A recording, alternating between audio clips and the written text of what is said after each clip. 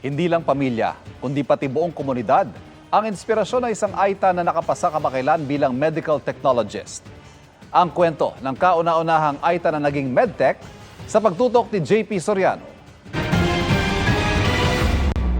Abot tenga ang ngiti ng 22 anyo sa si Roland ng Porac, Pampanga.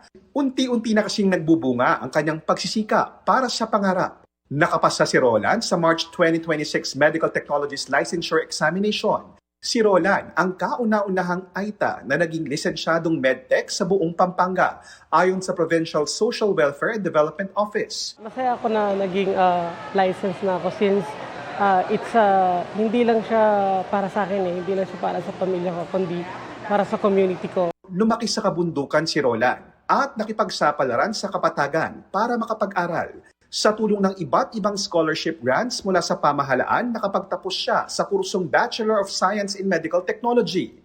Sabay sa pag-aaral, binabalanse rin niya ang paglilingkod bilang SK chairman sa kanilang lugar.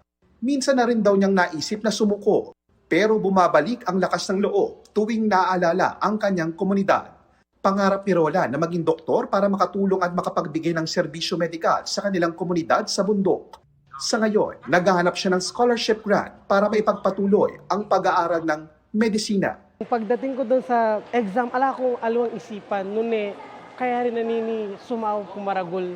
Aling mo para ka na ako ni sopan kayong kapara kong Aita. Para sa GMA Integrated News, JP Soriano, nakatutok 24 oras.